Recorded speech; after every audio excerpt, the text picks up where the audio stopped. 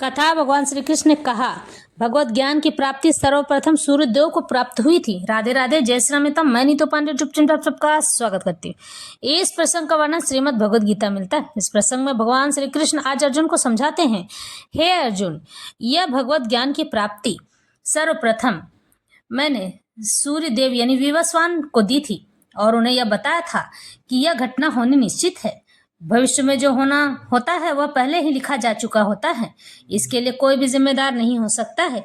इमं विवस्वते योगम प्रोक्ता वानहम व्ययम विवस्वानन्म नवे प्राह मनुरिक्ष्वा कवे अब्रवीत। भगवान श्री कृष्ण का मैंने इस अमर योग विद्या का उपदेश सूर्य देव विवस्वान को दिया और विवस्वान ने मनुष्यों के पिता मनु को उपदेश दिया और मनु ने इसका उपदेश इक्ष्वाकु को दिया। यहाँ पर हम भगवत गीता का इतिहास प्राप्त होता है। यह अत्यंत प्राचीन बताया गया है, जब इसे सूर्यलोक इत्यादि संपूर्ण लोकों के राजा को प्रदान किया गया था। समस्त लोकों के राजा विशेष रूप से निवासियों की रक्षा के निमित्त होते हैं। इसलिए राजन्य वर्ग को भगवत गीता की विद्या को समझना चाहिए, जिससे वे नागरिकों प्रजा पर शासन कर सकें और उन्हें काम रूपी भगवत बंधन से बचा सकें। मानव जीवन का उद्देश्य भगवान के साथ अपने शाश्वत संबंध के आध्यात्मिक ज्ञान का विकास है। भगवान श्री कृष्ण इस जगह पर पूर्ण रूप से समझा रहे हैं कि असल में भगवत गीता राजकीय लोगों के लिए था, जो राजा थे उन लोगों के लिए था। ब्राह्मण और राजा मिलकर प्रजा को ध्यान से और समझा बुझाकर उन्हें गलत कार्यों में न जाने के लिए रोका करते थे। और भगवत गीता वह प्राय तौर पर राजाओं के लिए हुआ करता था। उन्हें समझाया जाता था कि राज कार्य के लिए किन कार्यों की आवश्यकता होती है और राजसी लोगों को भगवत गीता की प्राप्ति करवाई जाती थी, ताकि जब वो इसका ज्ञान प्राप्त कर लें तो अच्छे और बुरे कर्म से बच सकें, लोगों को अधर्म के मार्ग पर जाने से रोक सकें, उन्हें धर्म का मार्ग बतला सकें। धर्म का मार्ग हमारी प्रजा चलती रहे, यह कार्य राजा के हाथ में होता था, क्योंकि राजा अगर धर्म का कार्य करता रहेगा तो उसकी प्रजा भी वैसी ही होगी। राजा जैसी होती है प्रजा भी उसी कार्यों का पालन करती है, और अगर राजा अधर्मी होगा तो उसकी प्रजा भी अधर्मी ही कहलाएगी। इस तरह से भगवान श्री कृष्ण ने कहा कि राजसी लोगों का इसका पालन करना आवश्यक हुआ करता था। मानव जीवन का उद्देश्य भगवान के साथ अपने शाश्वत संबंध के आध्यात्मिक ज्ञान का विकास है, और सारे राज्यों तथा समस्त लोगों के शासनाध्यक्षों को चाहिए कि शिक्षा, संस्कृति तथा भक्ति द्वारा नागरिकों को यह पाठ पढ़ाएं। दूसरे शब्दों में सारे राज्य के शासन अध्यक्ष कृष्ण भक्ति में विद्या का प्रचार करने के लिए होते हैं, जिससे जनता इस विद्या का लाभ उठा सके और मनुष्य जीवन के अवसर का लाभ उठाते हुए सफल मार्ग का अनुसरण कर सके। इस तरह से इस मनवंतर में सूर्य देव विवस्वान कहलाते हैं, यानी सूर्य का राजा, जो सौर मंडल के अंतर्गत समस्त ग्रहों का उद्गम है। ब्रह्म संहिता में कहा गया है, यच्च क्षुरेश सविता सकल ग्रहाणाम राजा समस्त सुरमूर्तिर शेष तेजः यस्या गया भ्रमति सब संभृत काल चक्रो गोविंद मादि पुरुषम तम हम भजामि। ब्रह्मा जी ने कहा, मैं उन श्री भगवान गोविंद की पूजा करता हूँ जो आदि पुरुष हैं और जिनके आदेश से समस्त लोकों का राजा सूर्य प्रभूत शक्ति तथा उष्मा धारण करता है।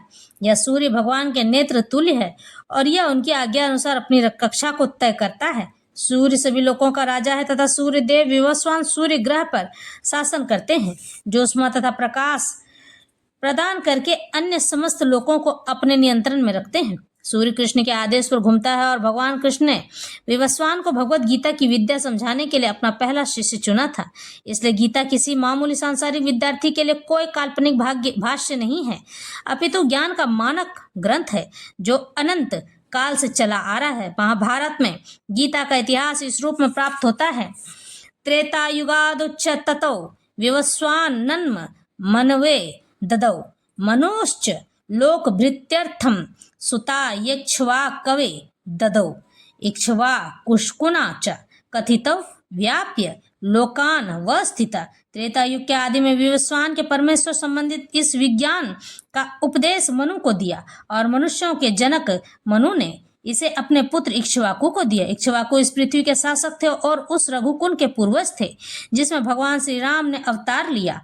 इससे प्रमाणित होता है कि मानव समाज में महाराज इक्ष्वाकु के काल से ही भगवत गीता विद्यमान थी। इस समय कलयुग के केवल 5000 वर्ष व्यतीत हुए हैं, जबकि इसकी पूर्णायु 4,32,000 कही गई है। इसके पूर्व में द्वापर युग 8 लाख वर्ष था और इसके भी पूर्व त्रेतायुग 12 लाख वर्ष था। इस प्रकार लगभग 20,05,000 वर्ष पूर्व मनु ने अपने शिष्य तथा पुत्र इक्ष्वाकु से, जो इस पृथ्वी के राजा थे, श्रीमद् भगवद गीता कही। वर्तमान मनु की आयु लगभग 30 लाख करोड़ 53,000 वर्ष अनुमानित की गई है, जिसमें से 12,004 लाख करोड़ वर्ष बीत चुके हैं। यह मानते हुए कि मनु के जन्म के पूर्व भगवान ने अपने शिष्य सूर्यदेव विवस्वान को गीता सुनाई। मोटा अनुमान यह है कि गीता कम से कम 12,04,000 वर्ष पहले कही गई है। 12 लाख नहीं, 12,04,00,000 वर्ष पहले कही गई और मानव समाज में यह 20 लाख वर्षों से विद्यमान रही। इसे भगवान ने लगभग 5,000 वर्ष पूर्व अर्जुन से पुनः कहा था। गीता के अनुसार ही तथा इसके वक्ता भगवान कृष्ण के कथन के अनुसार ये गीता के इतिहास का मोटा अनुमान है। सूर्यदेव विवस्वान को इसलिए गीता सुनाई गई क्योंकि वह क्षत्रिय था और उन समस्त क्षत्रियों का जनक है जो सूर्यवंशी है। चूंकि भगवद गीता वेदों के ही समान है, क्योंकि इसे श्री भगवान ने कहा था, इसलिए यह ज्ञान अपौरुषेय है। चूंकि वैदिक आदेशों को यथारूप में बिना किसी मानवीय विवेचना के स्वीकार किया जाता है, इसके फलतः स्वरूप गीता को भी किसी सांसारिक विवेचना के बिना स्वीकार किया जाना चाहिए। सांसारिक तार्किक जन अपनी अपनी विधि से गीता के विषय में चिंतन कर सकते हैं, किंतु यह यथारूप भगवद गीता नहीं है। इसलिए भगवद गीता को गुरु परंपरा से यथारूप में ग्रहण करना चाहिए। यहाँ पर यह वर्णन हुआ है कि भगवान ने इसे सूर्यदेव से कहा, सूर्यदेव ने अपने पुत्र मनु से और मनु ने अपने पुत्र इक्ष्वाकु से कहा। एवं परंपरा प्राप्त मिमम राजर्षियो विदुः स काले नेह महता योगो नष्टः परंतप। इस प्रकार यह परम विज्ञान गुरु परंपरा द्वारा प्राप्त किया गया और राजर्षियों ने इसी विधि से इसे समझा, किंतु काल क्रम में यह परंपरा छिन्न हो गई, अतः यह विज्ञान यथारूप में लुप्त हो गया था। यहाँ स्पष्ट कहा गया कि गीता विशेष रूप से राजर्षियों के लिए थी, क्योंकि वे इसका उपयोग प्रजा के ऊपर शासन करने में करते थे। निश्चय ही भगवद गीता कभी भी आसुरी पुरुषों के लिए नहीं थी, जिनसे किसी को भी इसका लाभ न मिलता और जो अपनी अपनी सनक के अनुसार, अपने इच्छा के अनुसार विभिन्न प्रकार की विवेचना करते। इसलिए जैसे ही असाधु, यानी कि जो साधु न हो, जो ईश्वर को अपने आप को अर्पित न किए हों, भाष्यकारों के निहित स्वार्थी से गीता का मूल उद्देश्य, यानी कि उनका लक्ष्य उच्छिन्न हुआ। जैसे ही पुनः गुरु परंपरा स्थापित करने की आवश्यकता प्रतीत हुई, 5,000 वर्ष पूर्व भगवान ने स्वयं देखा कि गुरु परंपरा टूट चुकी है, इसलिए उन्होंने घोषित किया कि गीता का उद्देश्य नष्ट हो चुका है। इसी प्रकार इस समय गीता के इतने संस्करण उपलब्ध हैं कि उनमें से प्रायः सभी प्रामाणिक गुरु परंपरा के अनुसार नहीं है। विभिन्न संसारी विद्वानों ने गीता की असंख्य टीकाएं की हैं, किंतु वे प्रायः सभी श्री कृष्ण को स्वीकार नहीं करते, यद्यपि वे कृष्ण के नाम पर अच्छा व्यापार चलाते हैं। यह आसुरी प्रवृत्ति है, क्योंकि असुरगण ईश्वर में विश्वास नहीं करते, वे केवल परमेश्वर के गुणों का लाभ उठाते हैं। अतएव अंग्रेजी में गीता के एक संस्करण की नितांत आवश्यकता थी, जो परंपरा से प्राप्त हो चुकी गुरु परंपरा हो। प्रस्तुत प्रयास इसी आवश्यकता की पूर्ति के उद्देश्य से किया गया है। भगवद गीता यथारूप मानवता के लिए महान वरदान किया गया है। स एवायम मया ते अध योगः प्रोक्तः पुरातन भक्तो असि में सखा चेति रहस्यम होत दुत्तमम। आज मेरे द्वारा वही यह प्राचीन योग यानी परमेश्वर के साथ अपने संबंध का विज्ञान तुमसे कहा जा रहा है, क्योंकि तुम मेरे भक्त तथा मित्र हो, इसलिए तुम इस विज्ञान के दिव्य रहस्य को समझ सकते हो। मनुष्यों की 2 श्रेणियां हैं, भक्त तथा असुर। भगवान ने अर्जुन को इस विद्या का पात्र इसलिए चुना क्योंकि वह उनका भक्त था, किंतु असुर के लिए इस परम गुह्य विद्या को समझ पाना संभव नहीं है। इस परम ज्ञान ग्रंथ के अनेक संस्करण उपलब्ध हैं। इनमें से कुछ भक्तों को टीकाएं हैं और कुछ असुरों की। जो टीकाएं भक्तों द्वारा की गई हैं वे वास्तविक हैं, किंतु जो असुरों द्वारा की गई है वे व्यर्थ हैं। अर्जुन श्री कृष्ण को भगवान के रूप में मानता है, था जो गीता भाष्य अर्जुन के पद चिन्हों का अनुसरण करते हुए किया गया है। वह इस परम विद्या के पक्ष में वास्तविक सेवा है। किंतु असुर भगवान कृष्ण को उस रूप में नहीं मानते। वे कृष्ण के विषय में तरह तरह की मनगढ़ंत बातें करते हैं और वे कृष्ण के उपदेश मार्ग से सामान्य जनता को गुमराह करते रहते हैं। लोग कहते हैं कृष्ण तो छलिया है, संभोगी है, और इसके साथ साथ कहते हैं कि वह बहुत सारी स्त्रियां रखा करते थे। उनके गुणों को जानकर उनके गुणों से धन कमाते हैं, लेकिन वह ये नहीं जानते हैं भगवान श्री कृष्ण जो जैसा होता है उनसे वैसे ही मिलते हैं। जो कपटी होता है उनके साथ कपट का स्वभाव रखते हैं, जो दंभी होता है वो भी उनके साथ दंभ का स्वभाव रखते हैं, जो छली होता है उनके साथ छल का स्वभाव रखते हैं, और जो युद्ध के लिए तत्पर रहता है उनके लिए युद्ध का स्वभाव रखते हैं। जो भक्त होता है उनसे मिलन करना चाहता है तो वो भी उनसे मिलने के लिए तत्पर रहते हैं, चाहे उनका अपना ही चीज नष्ट क्यों ना हो जाए, उनके अपने हृदय का ही कोई चीज क्यों न चला जाए। अपने भक्त के लिए वो आतुर हो जाते हैं और अपने भक्त को गले से लगाने के लिए तत्पर रहते हैं। इसलिए तो कहते हैं श्री कृष्ण भगवान को समझ पाना सबके बस की बात नहीं है। श्री कृष्ण भगवान जो जैसा होता है वो वैसे ही उनसे मिलते हैं, और उन्हें छलिया, कपटी, दंभी और संभोगी इस तरह से नहीं कहना चाहिए। लोग इस तरह की बातें करके उनका अपमान करते हैं। हमें अपने ईश्वर का अपमान सुनना भी नहीं चाहिए। इस तरह से अपरम भवतो जन्म परम जन्म विवस्वतः कथमेत द्विजानियाम त्वमादौ प्रोक्त वा नीति। अर्जुन ने कहा सूर्यदेव विवस्वान आपसे पहले हो चुके ज्येष्ठ हैं, तो फिर मैं कैसे समझूं कि प्रारंभ में भी आपने उन्हें इस विद्या को उपदेश दिया था।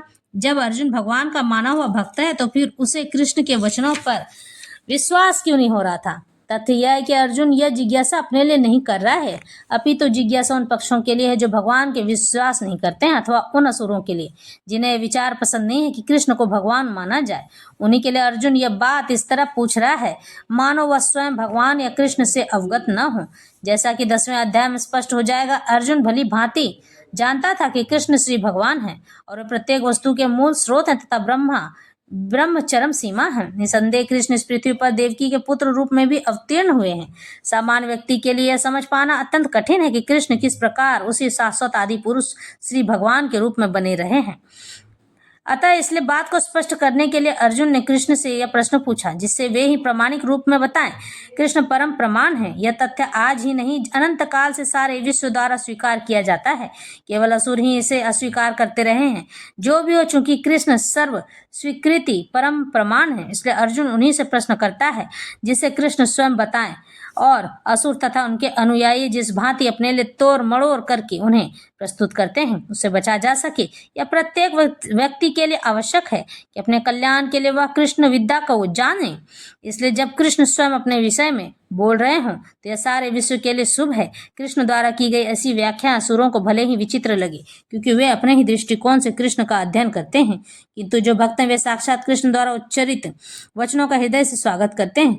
भक्तगण कृष्ण के ऐसे प्रामाणिक वचनों की सदा पूजा करते हैं, क्योंकि वे लोग उनके विषय में अधिकाधिक जानने के लिए उत्सुक रहते हैं। इस तरह नास्तिक गण जो कृष्ण को सामान्य व्यक्ति मानते हैं वे भी कृष्ण को अति मानव, सच्चिदानंद विग्रह, दिव्य, त्रिगुणातीत तथा दिग्पाल के दिग्काल के प्रभाव से परे समझ सकेंगे। अर्जुन की कोटि के श्री कृष्ण भक्तों को कभी भी श्री कृष्ण के दिव्य स्वरूप के विषय में कोई भ्रम नहीं हो सकता।